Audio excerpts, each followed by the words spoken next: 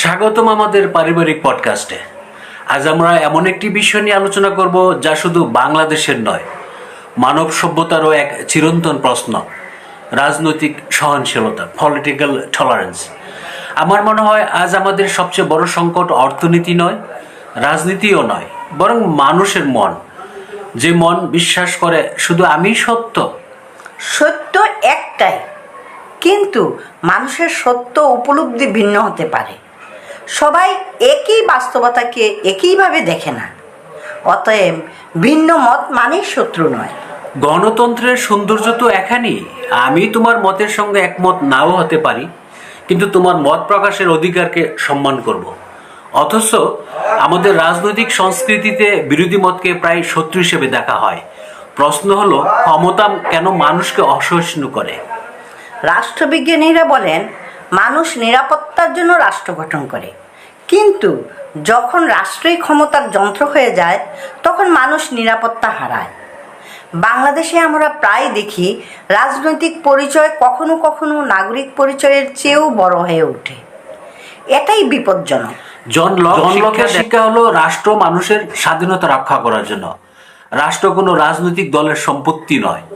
যেদিন ক্ষমতাসীন দল রাষ্ট্রকে নিজের সম্পদ ভাবতে শুরু করে, সেদিন বিরোধী দল নাগরিক থাকে না, শত্রুতে পরিণত হয়।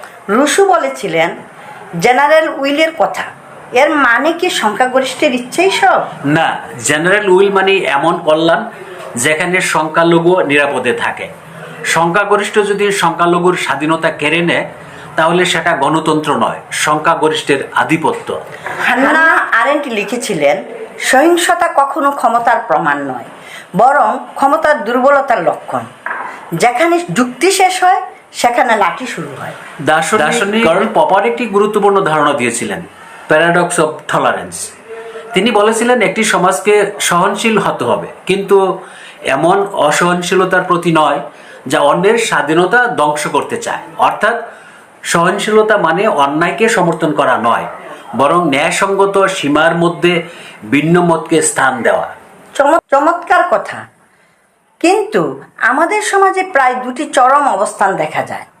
একদল মনে করে শুধু আমরাই সত্য, অন্য দল ভাবে আমাদের সমালোচনা করা যাবে না। এই দুই মনোভাবই গণতন্ত্রের জন্য ক্ষতিকর। আসলে রাজনৈতিক সহিংসতা শুরু হয় পরিবার থেকে।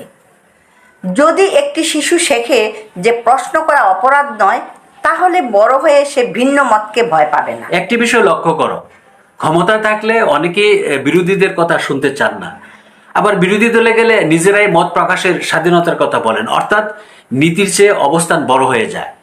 এখানে দার্শনিকদের শিক্ষা জরুরি। সক্রেটিস বলেছিলেন, আমি জানি যে আমি কিছুই জানি না। এই বিনয় যদি রাজনীতিতে আসতো, তাহলে হয়তো বিতর্ক হতো, কিন্তু বিদ্বেষ ছড়াতো না। ইসলাম আমাদেরকে সহিংসতার শিক্ষা দেয়। পবিত্র কোরআনে বলা হয়েছে ধর্মে কোনো জবরদস্তি নেই। আবার নবী সাল্লাল্লাহু আলাইহি সাল্লামের জীবনে আমরা দেখি কঠিন বিরোধিতার মুখেও তিনি ধৈর্য, ন্যায় বিচার এবং সংলাপের পথ বেছে নিয়েছেন। একটি সুস্থ রাজনৈতিক সংস্কৃতির তিনটি ভিত্তি আছে: আইনের শাসন, পারস্পরিক শ্রদ্ধা এবং সংলাপ। যদি সংলাপের দরজা বন্ধ হয়ে যায়, তাহলে সংঘাতই একমাত্র ভাষা হয়ে ওঠে। বর্তমানে সামাজিক যোগাযোগ মাধ্যমও কখনো কখনো অসহনশীলতাকে বাড়িয়ে দেয়। মানুষ তথ্য যাচাই না করেই রাগ, বিদ্বেষ এবং অপমান ছড়িয়ে দেয়। এতে রাজনৈতিক বিভাজন আরো বেড়ে যায়। তাহলে সমাধান কি? সমাধান শুরু হতে পারে ছোট ছোট জায়গা থেকে।